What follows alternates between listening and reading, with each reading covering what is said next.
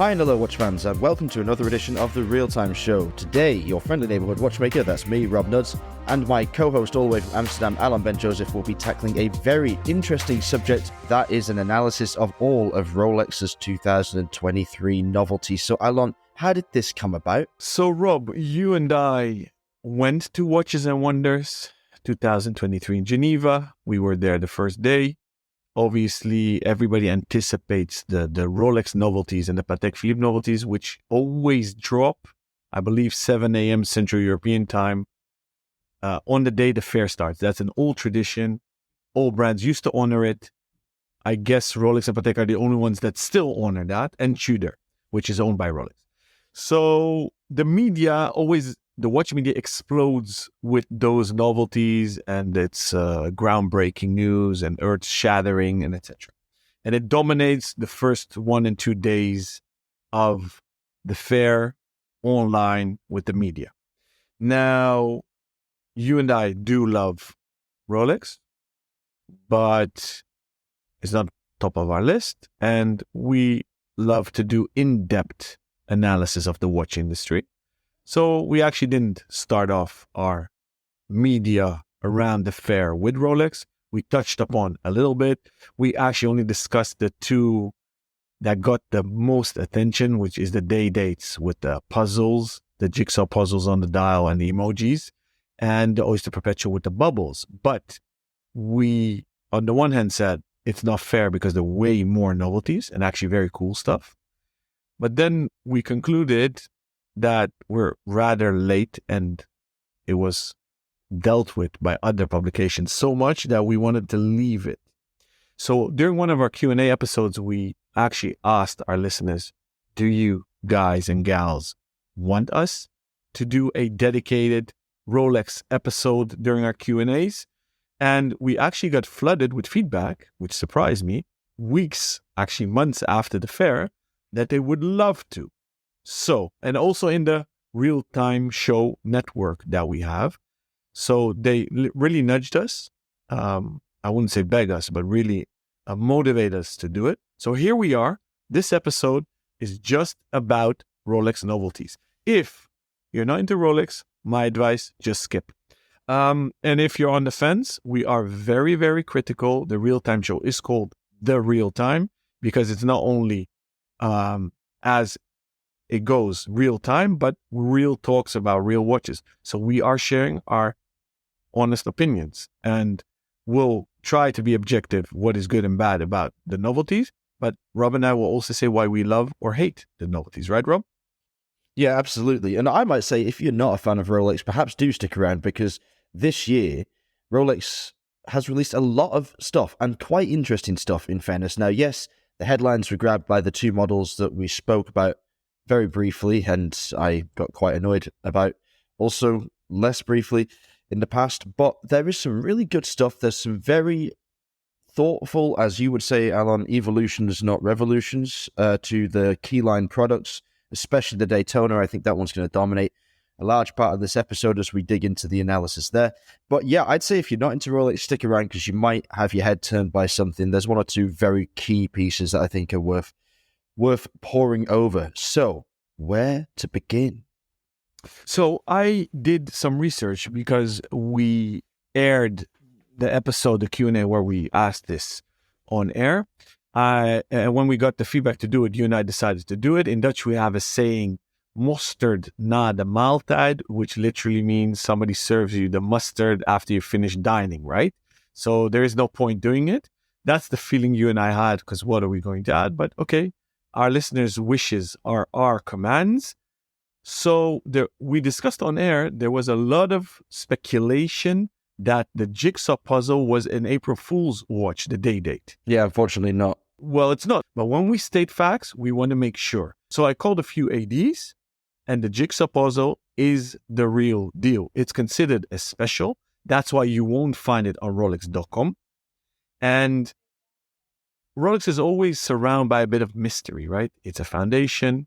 Nobody really knows who owns it. Nobody knows how many pieces they sell. And nobody knows how much turnover and profit they really make.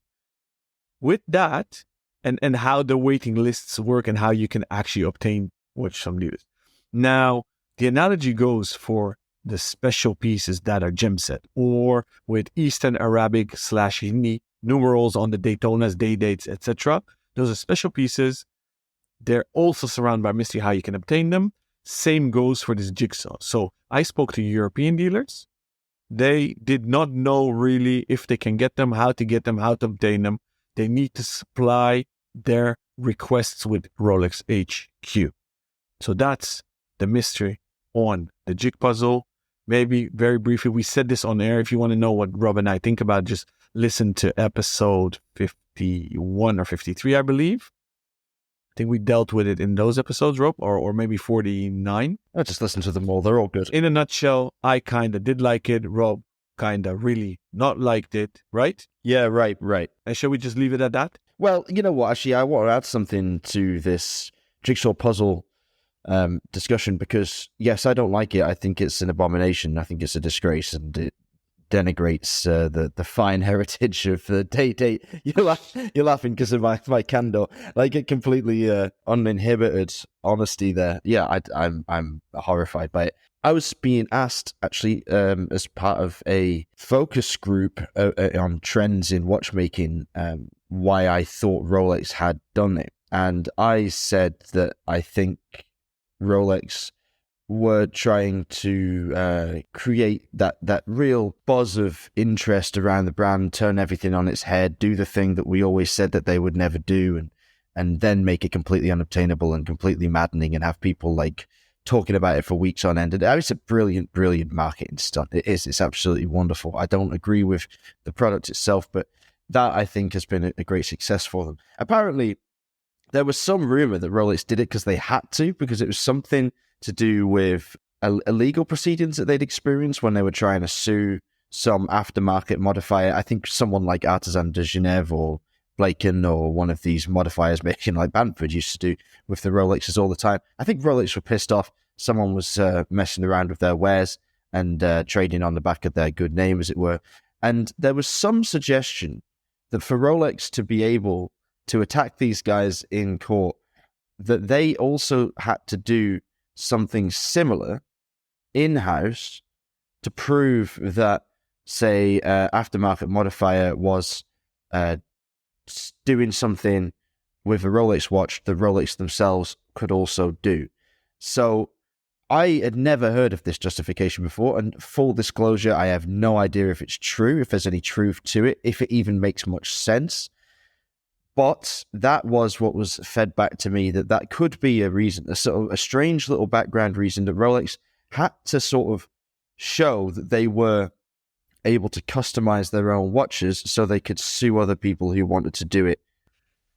It's actually very interesting. It's the first time I hear this, and while I'm listening to you, I'm saying to myself, hey, actually could be. Rolex has always been run, or the last 50, 60, 70 years, by lawyers. The current head of the foundation is a lawyer as well. Not the CEO, the fool, but the head of the foundation. I forgot his name. But if you think about it, to sue somebody on copyright infringement of designs or products, you need to have 7 differentiators in the product to walk away free. So it could be that this is indeed reverse engineering, as you're saying, to be a customizer to attack customizers. And maybe somebody made a emoji date disc or a funny word day disc. So could be. And maybe they just wanted to be young and agile. Maybe they wanted to bit of a revolution in their evolution. Yeah. Or maybe they did, like I said, eat mushrooms. Maybe. I mean, I find like the whole legal thing seems very odd to me because I just don't really feel like surely that can't be a sufficient statement to make any difference in any sensible court in any country in the world. But perhaps there is something in between the lines there because it's so un-Rolex, that behavior. And one other thing, what else did they do this year on 2 models that I'm aware of that they don't do? What did they do that aftermarket companies always do? They opened the case back. They opened the case back on the 1908 and they opened the case back on the Platinum Daytona. Mm-hmm. Now, if you are I mean, I know you're correct. In Dutch law, you write the 7 points of differentiation between one product to another. Just by opening that case back on two models, one that is a very limited, very sought after $80,000 platinum Daytona anniversary special edition that no one will ever get to wear, and the other one that no one really will want to buy. They've been quite clever because they've just squirreled away this quirk in the corners of their collection, so it's there. So they could say legally, "Oh, we do that. You can't use that as one of your 7 points of differentiation anymore." And perhaps there's something to it. It's funny that you say that, Rob, because the first question I had about the Daytona, why only open case back on platinum and not the rest? So maybe you just gave me the answer. Maybe you didn't, but let's deal with it when we deal with the Daytonas. And you said something that shocked me. Did you say nobody wants the 1908? Well, yes, I did. I did say that, and I'm gonna, I suppose, walk that line for the sake of our discussion. But let's start with the 1908, shall we? It's the first one at pop. Okay, let's do. So the shock. I believe I called it the Cellini 1908 on one of the previous episodes. Naughty. Yeah, maybe I corrected myself on there. Maybe I didn't. Maybe afterwards. But for the record, to my regret, the Cellini is discontinued, especially the most recent one with the moon face, which I loved. I believe was super underrated. Was a beautiful caliber, beautiful watch. So it's gone. I guess it's supplemented, replaced by the 1908. It piqued my interest. I don't know why. I do love dress watches.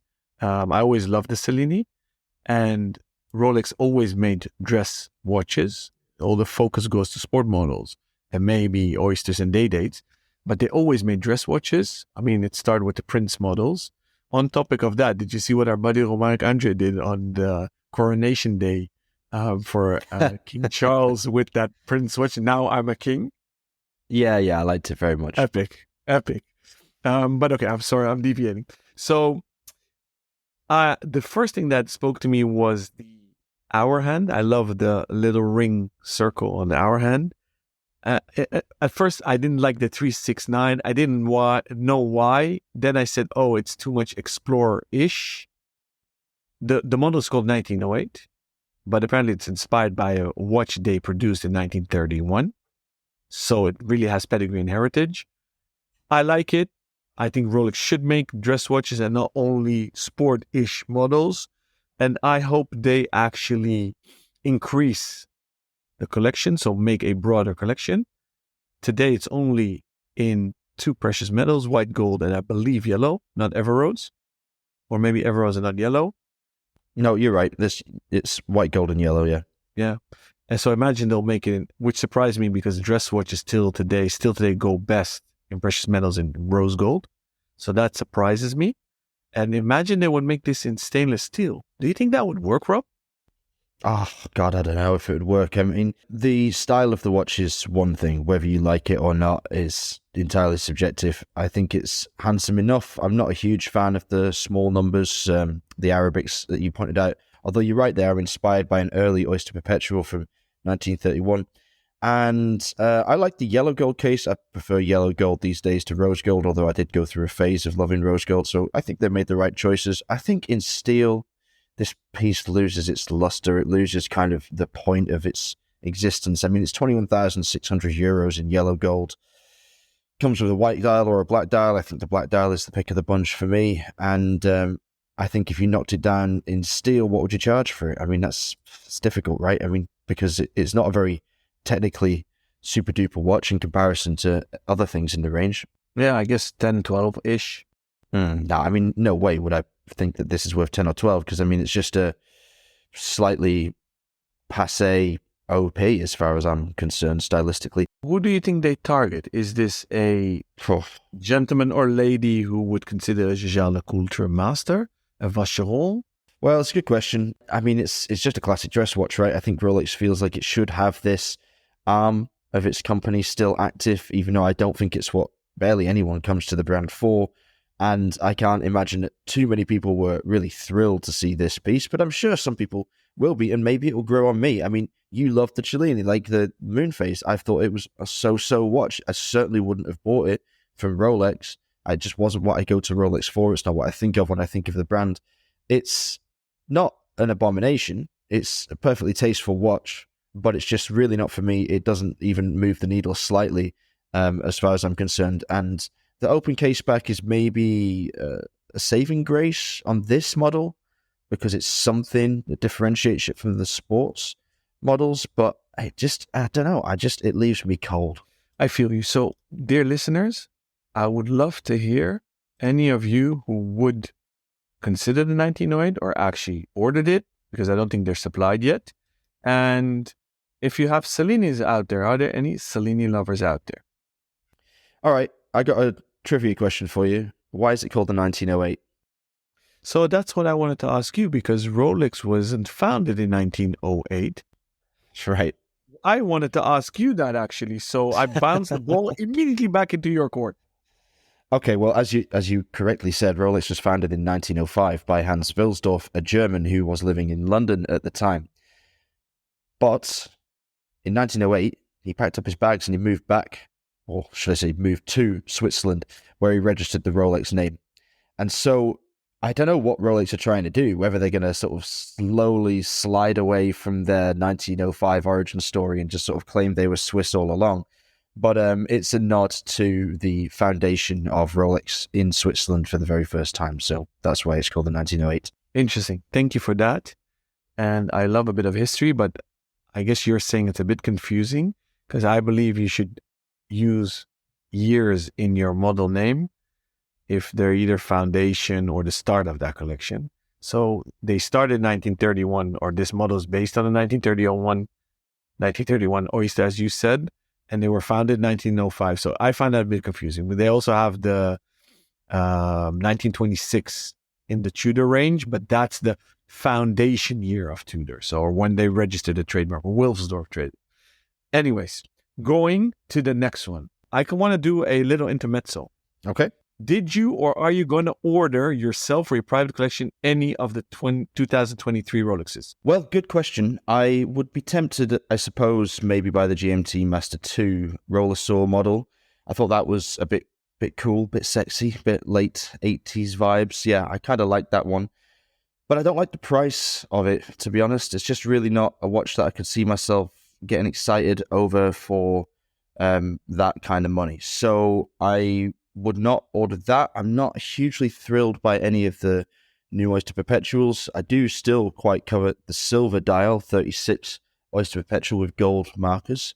That's pretty cool. And I'm slightly disappointed that the Day-Date 36 with the, what is it, Carnelian? Is that how you say it? The nice one with the orange dial. I'm a bit annoyed that one's got the diamond markers on it. Me too. Because I could do without that. If that had just like regular baton indexes, that would be a model that I'd definitely go for. So no, unfortunately, the answer is probably no. I'm not going to put myself on a waiting list for any of these pieces. Although I was quite impressed with some of them from a collection building standpoint. Where should we go next? Should we go to the Sky Dweller? So it's, I guess, the least discussed model this year, but actually got a lot of tweaks done there. Tweaks, really? I mean, physically the model isn't that different. There's just a couple of new colors as far as I'm aware. I mean, it's not like they've reinvented anything major with the way the Sky Dweller fits or sits on the wrist, right? I mean, you've got they say mint green dial, although I'm not sure I'd call it mint there. And then there's the really nice green-blue dial in the Everose case. Unfortunately, with the Everose bracelet, now that's something I could do without. If I had that model on an Oyster Flex, I'd be really, really excited. And I guess it will come in time. But yeah, that Sky Dweller Oyster 42mm Everose gold with the blue-green dial, that's sexy. Yeah, it also spoke to me. So the interesting thing is they brought the 18 karat white gold back. And then first time ever on Oyster Flex. And the mint green, which I agree with you, it's just a nice deep green on steel. And as you said, the Everose has this bluish green, which is more minty, turquoise-ish green. Is lovely. I love the ring command bezel function. I wanted to ask you, the annual calendar, they call it the Saros, Saros. Do you know what that word means? No, I don't actually. So it's the first time I've noticed this because the watch exists already over a decade. But I think it's a super cool watch. For me, too big, too thick, but I really appreciate it. And they did a minor upgrade to the caliber. They moved from the 9001 to the 9002. And they added the chronergy. Do you know what that is, Rob? They did that on many calibers this year. Yeah, well, they upgraded the Daytona movement as well, didn't they? From the 4130 to the 4131 by adding the chronergy escapement. And I believe that the idea of the chronergy escapement is it just feeds back power from each of the oscillations into the escapement more efficiently. And are you aware if today in the collection, is there still any watch with a movement that's not made in-house? Or did they by now upgrade everything today? Oh, I'm pretty sure that everything across the board is now made by Rolex, yeah. I haven't seen a non-Rolex caliber for quite some time. Yeah, so they are technically now fully 100% manufacturer integrated, right? Because they do the balance springs, now, which is usually the most difficult part for other manufacturers that do a lot in-house. I mean, they have their own foundry, they cast their own gold. So they literally do A to Z, don't they? You bloody hope so. I mean, for the costs of Rolexes these days, which are just stratospheric in comparison to what they were 10 years ago, like they've just zoomed out of anything like an accessible price point. And the most affordable model now is still around 5,000, 6,000 euros, and that's an Oyster Perpetual. You know, okay, the smaller ones are a little bit more affordable than that, but very few people buy them, I think, on balance. So yeah, it's a company that I expect an awful lot from. I don't want there to be any stone left unturned when it comes to designing their products here, because for me, Rolex, for whatever it is a producer of very fine products. You know, I want these watches, simple as they are, to just be flawless, to be quite frank. And on that note, let's move to probably the biggest talking point of the day, and that is the redesign. Total redesign, actually, of the Cosmograph Daytona. So take it away, Alon. So, before we take it away, are you a fan or are you not a fan of the Daytona? I wasn't, and I am now. So I'm quite impressed by this new model. Yeah, I love the old Daytonas, the sort of, you know, the pre-Daytona era, I would say. But in recent years, especially since the ceramic bezel came out, I've not been at all interested, but this one has piqued my interest for several reasons that we'll get into, I am sure. Yeah, so for our dear listeners that maybe are not that familiar, it's a 60th anniversary. So before the Daytona was launched, there were chronographs in the collection. They're often now referred to as the pre-Daytona chronographs. They had these pump pushers, no tachymeter on the bezel. So those are the pre-Daytonas. Then Daytona's got an aluminum bezel, still pump pushers. At a certain point, they had the screw down protection around the pushes of the chronograph. And today, the nicknamed Paul Newman version from the 70s, late 60s is maybe the most epic one. I like the John Player special editions. I love these retro fonts, retro vibe fonts on the subdials. And then I got myself on the Daytona bandwagon with the steel bezeled tachymeter versions from the 90s, 2000s, pre-Rolex calibers. They had Zenith, El Primero, modified calibers.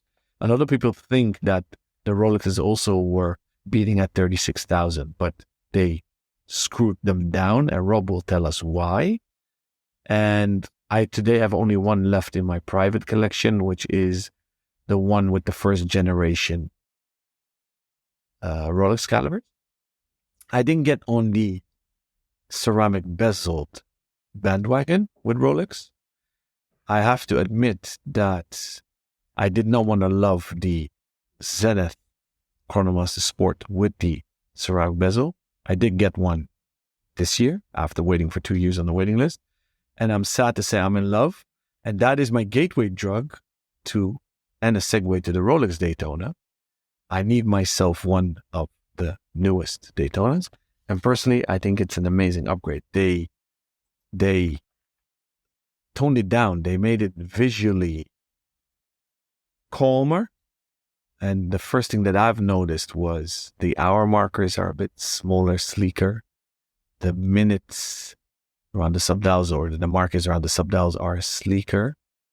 And I love the fact that they put the ceramic bezel into a metal frame, because the danger of that old bezel, and I have the same problem on my Chronomaster Sport, is if you bang it, it will not chip but break.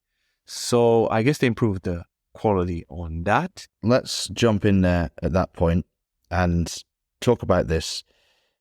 Isn't it funny that when Rolex first released the all ceramic bezel, that all of the marketing material and everything that you heard was how scratch resistant and how durable and how beautiful and perfect a material ceramic is. Nobody ever mentioned about the fact that ceramic is brittle, so it can chip or shatter or break. Like you said, you're right, it won't scratch if you catch it awkwardly on an angle. But I've never heard of a single person shattering a Daytona bezel. Never. Not once. I have. I'm sorry to interrupt you. I guess I've seen cases made out of full ceramic by other brands break. I've seen Rolexes where numbers, and the gold inlay fades out or gets scratched out, and that the numbers chip away, and I've seen whole bezels break. Okay. So I have, including sapphire crystal. So, all right. So, okay, here's another thing. Firstly, Rolex say that this is a one-piece bezel, so I don't know how they actually claim that that's made, because obviously there's different materials there. They're fused, I suppose, somehow. But it's not just a traditional insert like we would have had with an aluminium bezel, like friction fitting into a metal ring around the outside. It must be like layered onto the metal itself somehow. So if you whack the edge of this bezel now with a metal ring, surely that shock would still be enough to like dent that metal and then potentially crack the ceramic insert within it as well, wouldn't it? I don't think so. So the old Rolexes are laser engraved, but not through and through. So let's say for the sake of it, they'll go half in, creating a relief, a stamping. It's not a stamping, but it's laser cut, right? But not all the way through. So, and then they would fill it with, I guess, vapor deposition gold inlays. So Omega was the first, as far as I know, still the only one, who takes their ceramic bezels, cuts them through and through with laser, and then they call it liquid metal. From the back, they push metal through, polish it off, so it's one flush surface. Now, I didn't hold the new Daytonas in my hands yet, so I owe this answer. But if I look at the images, I'm not sure what they did now with the new Daytona bezels. Are they literally flush and not cut out and filled with gold? So I don't know that, Rob. But to answer your first question, with other brands and even Rolexes, when you bang the metal dents and it kind of absorbs it, so it doesn't shock through. Kind of. Yeah, kind of, but it's not like a failsafe entirely. All the impacts I've seen is the impact on the ceramic, and then it literally breaks as, take China porcelain, not glass. Glass shatters in pieces, but you get a clean-cut break. Yeah. And then it's split in two like a diamond as well. Okay, well, by the by, I don't think that it's a huge advantage, and I think that it's just funny how you got the same brand releasing something 10 years ago saying this is the best thing we've ever done, it's amazing, and then basically 10 years later saying, oh, that stuff's crap, why would anyone ever do that? Here's a ceramic in a metal frame, that's the best thing ever. Okay, whatever. I tell you what though, it looks amazing, it's beautiful, and that really makes a massive difference to me, because I hated the the technical vibe of the all ceramic bezel. I think it was just very standoffish, very toolish, very I felt like it had just crawled out of a lab. It didn't feel like it had any heart or any soul. And, this is a Daytona. It's supposed to be a racing chronograph. There should be some kind of, emotion to the design. And that was, I think, improved massively by the addition of this metal ring around the bezel. But a lot of other things have changed about this watch as well. Okay, firstly, we have the upgrade to the caliber, as we alluded to before, from the 4130 to the 4131. Not major changes, not earth-shattering, but interesting that everything has now been pulled into the 21st century. Alon mentioned that the hour markers are thinner. They're smaller and thinner. And so are the rings around the subdials. They have been slimmed down also, which gives the impression of making them appear much, much bigger than before. When you compare the new model to the old model, the recently discontinued model, you will see that there is a massive visual impact advantage in favor of the new model. And that is exacerbated by one more thing, and that is a slight increase in case diameter, and we'll dig into that more specifically in a moment, and also a reduction of thickness. So the watch is now 40 millimeters, which Daytonas have always pretended to be but haven't actually been, and we'll give you the measurements in a sec. It's now 11.9 millimeters thick, which is 0.5 millimeters thinner than it was previously. So as you know from the visual impact index, when you increase diameter and reduce thickness, you get a watch that looks much, much bigger on the wrist. And finally, the major change here is if you study the lugs, you'll see that they are, on all models now, symmetrical and a little bit beefier. So if you look at the old steel models, the 2 and 4 o'clock lugs near the pushers are actually slightly scalloped and slimmed down and smaller than the ones on the other side in an attempt to create visual balance. Strangely though, on the precious metal models, they were always symmetrical and they were always a bit thicker. Talking of those precious metal models, they are now also 40 millimeters, having aligned with the steel models for the first time. In the past, according to the best source I could find to get a real measurement, was actually just Rolex forums, and I trawled through there to try and figure out what was going on here, because I watched a couple of videos on the new releases, and there was a bit of a disagreement in the comments as to whether the gold watches had all been bigger than the steel ones, or had they been bigger than 40 millimeters, or had they just been bigger relatively, or whether it was just some of them that were bigger. Turns out that the steel models used to be 38.66 millimeters in diameter, not 40, and the white gold, I could only find a confirmation on the white gold, was 39.66. So still smaller than 40, but noticeably bigger on the wrist in the past. Although everything's been aligned now, all the cases look the same, and it's just a choice between the materials. And I think that they've done a really, really smashing job with this one. What do you think, Elon? I think you know the answer. I think they've done amazingly. I hope to one day obtain this iteration of the Daytona. I'm not in a rush. I didn't put myself on a waiting list yet. The only thing that annoys me is why they have two bezels now. So on the Everose, it's a full gold bezel. On the two-tone as well. I think they should have made it all equal. All see-through casebacks, all ceramic bezels. Me personally. So that's a little thing that annoys me. You and I had this discussion. My brother and I are shopping for a gold watch for quite some years now, because we always said when we turn 40, we'll gift each other one. And we still didn't pull the trigger, and we don't know what. And the funny thing is, top of the list for my brother Amir, the yellow gold Daytona, the previous model, on gold bracelet with green dial, nicknamed the John Mayer, was top of his list. And not because it became a hype model. Because it's hyped, he doesn't want it anymore. It just spoke to him. So I actually didn't ask him if he swapped his number one position, which is that model, to the new Daytonas. And he's on holiday now, so I can't ask him. So I owe that answer still. So congrats, Rolex. Yeah, really good job. Really nice. I love the precious metal models in the Daytona range, to be frank, and I would really like to get myself one of those cosmographic Daytonas in yellow gold, I think, on an Oyster Flex. I think the bracelet's a bit too much for me. Talking of bracelets, it might be a bit too much for people. Let's shift over to the GMT Master 2. Two new references here, one in all yellow gold, one in roller source, so that's oyster steel and yellow golds. They both have black and grey bezels, so a new Tone Way. I think Adrian Barker called it, or Tone Way. Yeah, it's pretty cool. I like that. So let's go with that. What do you think of the new GMT Master 2? Is it a welcome addition to the collection, or is it unnecessary? So I saw the pictures of the black and gray two-tone bezel, the ceramic. I didn't like it on pictures. I think it looks better in real life.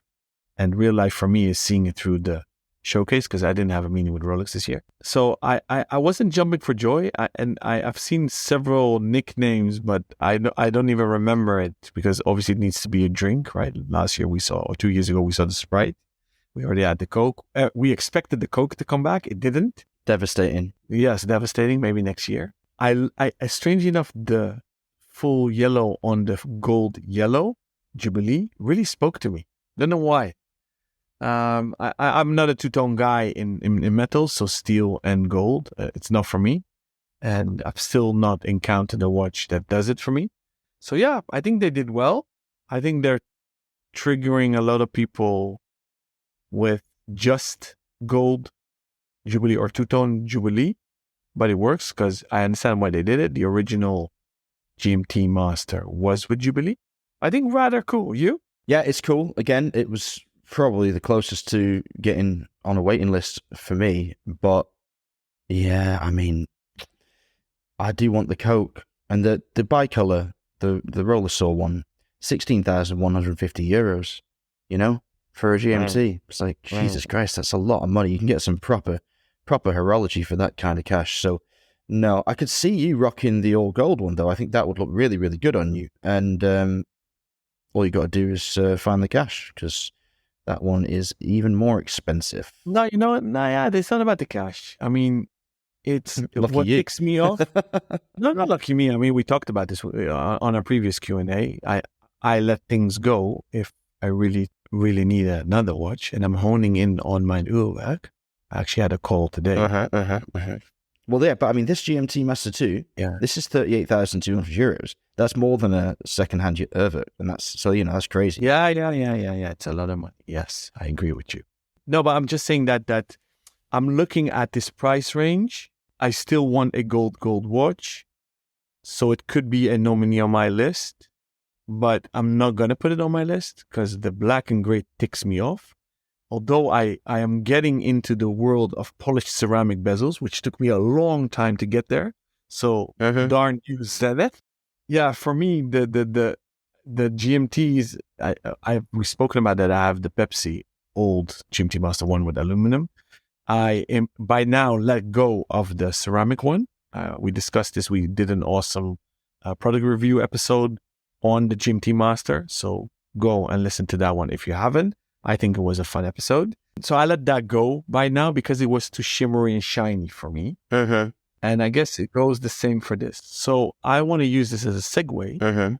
I said on previous episodes that I ordered the OP, the Oyster Perpetual Bubbles, in 31 and 36 for my kids. You didn't love those either. I guess we can leave it at that, or we can discuss them as well. But the one at top of my list, and I guess you can guess which one I want to get. Oh, I don't know. As being the titanium guy. Oh, the Yachtmaster 42. Yeah. I'm not a Yachtmaster guy. My mom rocks her 40 mil steel platinum bezel, platinum dial a lot. Not my cup of tea. I love the dial, but never the bezel in whatever case size or dial version. And definitely not the two-tone one or the full yellow gold one. The titanium one, and it was expected to come because 2 years ago or a year and a half ago, somebody spotted from far a skipper sailor wearing a very grayish Rolex watch. So they guessed it's a Yachtmaster because he's on a yacht. It seemed like a black ceramic bezel. So that watch was apparently tested a lot. And it's this one apparently. But last year they launched the deep sea, what is it called? The monstrous watch in RLX titanium. Yeah, what is RLX titanium? Can we get your titanium guy on the phone? Yeah, we should. It is TI5, but apparently they mixed their own alloy, or had somebody mix that alloy.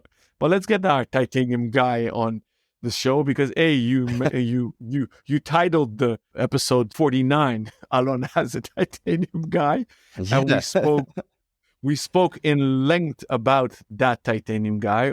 So yeah, let's have that discussion. Apparently, Sylvain Benor is in the network as well, and it seems he also knows a lot about titanium. So let's do another titanium episode for the sake of it. But Oh gosh. I was scared about the relief numbers because they polished them, which I kind of regret a little bit. But I've seen it in the showcase. It does it for me. I think I'm going to order one. No rush like the Daytona. But I love titanium watches, as you know. So I guess that was my number one pick for me this year. What do you think about that watch, Rob? Well, it goes against my normal sensibilities. I don't really love titanium and Rolex going together. I was a bit sad when they released the Deep Sea Challenge because I thought, oh, this is going to open the floodgates and we're going to see it rolled out across all kinds of models. And I just really don't feel so good about it. I don't feel like it's really Rolex for me. And that's odd because it makes sense. It's toolish, I suppose. I always loved the Tudor Pelagos LHD. And this Yachtmaster 42 is the closest thing visually to that Rolex has in the range. But despite my initial discomfort with titanium and Rolex, it's hard to deny that this is a beautiful, stealthy, sexy-looking watch. I mean, those polished, raised ceramic numerals on the bezel are certainly beautiful in real life, catch the sun very nicely in general wear. The hour markers are enormous and really, I don't know, they speak to me like a child looking at a toy. You know, they just look like a lot of fun to interact with. Massive lollipop seconds hand. I don't know if you noticed that, but it's like definitely bigger than usual. You want to lick it? Yeah, almost. It is tasty, no doubt about that. And I mean, 13,800 euros. Now, that's a lot of money, yeah. But given the prices of some other things, I think this is like maybe more like justifiable. Like, it's better for me for the price than the GMT Master 2 in Roller Sort, even because it's more technically interesting. And it's a Yachtmaster, which should be like out there and glitzy and fun, and I don't know. Odd one altogether. Beautiful watch, beautiful product. Don't know if the story hangs together as well as I think Rolex would like it to. I mean, wouldn't it be better to have a Titanium Explorer than a Yachtmaster? Because like the Yachtmaster was always like the fancy pants version of the Submariner that you wear on the deck of a yacht, not like when you're scaling Everest. So yeah, I don't know. Yeah, great looking thing. I'm not going to buy one. So let's make predictions 24-25. Will we see an Explorer 1 titanium? Will we see a sub titanium? I mean, I guess so. I'd be surprised now if we didn't. I mean, the sub was unveiled in 1953, which means that it is supposedly the 70th anniversary of its unveiling. But really, I think the general belief is that Rolex didn't start selling the Submariner till 1954, and they cling to the 53 thing because that ties them with Blancpain and whoever else it was that had a major dive release in 53. There was somebody else that's escaping me. Maybe Zodiac with a Seawolf. Was that right? Was that 53? I can't remember. Could be. So we might see Rolex admit this next year and go for the 70th anniversary of the Submariner in 2024. I'm sure they'll spin it however they need to make the story stick. But that could be an opportunity for a titanium sub. This could be like the runway towards that. Like they're just testing the market for it in a slightly incongruous family. What do you think? I think your theory is right, and I would put my money on it. And I think they should do it. And I don't think they have any way back. Although we shouldn't forget, Rolex is a commercial company, although the foundation does a lot of charity. And technically there are no dividends, but obviously it goes to the foundation. But if something commercially doesn't work, they scratch it. Okay, I think we're mostly through. We do definitely need to talk about the Explorer 1 in 40 mil, but I think we've sort of done the date already in the previous episode, and as attractive as they are, they're not really for us. Although that carnelian dial is really gorgeous, if only it were less glitzy with diamond numerals. All right. It's had a bad effect on me this episode, as usual. You know, as we always say, like this show is bad for our wallets and I don't know about our mental health, but I have kind of fallen in love with one of the Daytonas. It's the yellow gold on the Oyster Flex with the intense black and champagne dial, which has the red minute tracker around the outside. I think at 30,050 euros, obviously it's complete unobtainium. There's no way I could get one, but I might go into a retailer and put my name on a list and just see what happens. See if I get one in like 2 or 3 years. That'd be fine. Damn it. Sorry. It's the most ugly Daytona, but you do you. You really think so? Okay, fair enough. Yeah, it is a bit of an odd duck, isn't it? Yeah, it is weird. But you are too, right? So yeah, right. Yeah. I was actually just I was trying to do you a favor because obviously, like when we stand next to each other, like I'm obviously way more handsome than you are, and that's like definitely serious problem. So like I thought if I just wear an ugly Daytona, that'll equalize us. I appreciate it. No worries. I'm a nice guy. What can I say? You're such a good buddy, man. Such a good buddy. But that we knew already. I mean, we've discussed it in length in our previous episode. All right, enough of that. Rolling together in Geneva.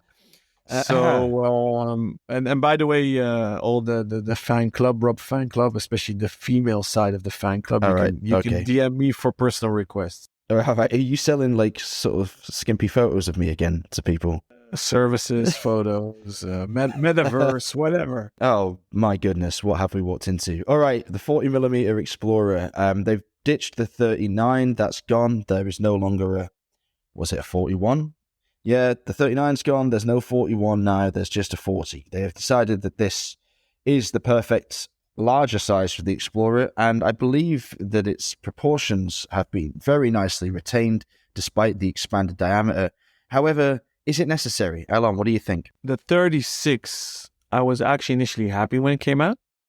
I had the 39, wanted the 36, never got it. And now I'm triggered by the 40 again. So I don't know what to do with my waiting list position on the Explorer 1. And now that the 40 is here, I kind of regret they didn't make it 39 again. I have no idea what the reasoning behind the 39, the 40, and the back of 40 is. The 36, I understand. The biggest fear of all the collectors was that they scratched the 36. And I kind of hoped the two-tone would have been scratched, but to my big regret, it's still there. Oh, is that real? I thought I'd had a horrible nightmare and imagined that. The two-tone is real. Oh, God, it's horrible. Wow. I'm in shock. I thought you were going to rattle my cage again by saying that it's an amazing watch and you want it. No, it's shite. It should never exist. Oh, I totally agree with you. Okay. I thought I'd imagined that. I love you again. Oh, thank God for that. No, I love you again. That I really did not understand. That, you know, my stance on tool watches, you should never make precious metal watches like the Speedmaster, about they made gold versions to give to the astronaut and the US president, la. Okay, good story, legitimate. That Rolex started making gold watches in the sports models. Okay, I mean, going from a GMT pilot's watch to gold, I understand. You want to give a captain or a retiring captain a gold one, good. To make gold dive watches, I don't get it. But okay, you've done it. I get it. Whatever. You're sitting on a yacht and you might go diving, but you want a gold one. Okay, I'll follow that analogy. But an Explorer watch, which was always made for explorers and was always bought by non-explorers that just want a low-key watch, and it has always been a low-key watch, why suddenly make a two-tone and matte steel with polished yellow gold and a black dial? It has nothing to do with aesthetics or beauty. I don't get it. I really don't get it. No, me neither. We're in accord there. But the 40mm steel gets a thumbs up from you, does it? Yeah, for sure. Yeah, it's good they made two sizes again. The Explorer 1 should never leave the collection. On topic of leaving collections, I hate the Rolex website. It was bad. It became worse. It's difficult to find models. So tip for you that listening and want to quickly find prices or what dials are available, skip in the menu all the discover. Go to configure. While you're on the website, just go to configure, find configure your Rolex, because that's the only way to find prices and what dial combinations you can make or strap combinations. But I recommend a very high speed internet connection because it takes forever to load. Even if I'm on 5G on my mobile, or I have literally 200 Mbit download speed on my desktop, it still takes 10, 20, 30 seconds to load each segment. So Rolex, please deal with it. Yes. Okay. So anyway, we would love to hear what you think of the Rolex novelties. Rob, thank you for this session. Thank you to the Real Time Network for poking us to do it. I enjoyed it. Rob, take it away. Yeah, a lot of fun. Please do get in touch with us with any of your questions for this episode or future episodes. You can find me on Instagram at RobNuds. That's ROBNUDDS. Alon is there at ALONBENJOSEPH. Or you can email us, either rob@therealtime.show or alon@therealtime.show. Or you can find our contact form on the website, www.therealtime.show. We will be back again on Thursday with an interview with one of watchmaking's leading lights. Until then, stay safe and keep on ticking.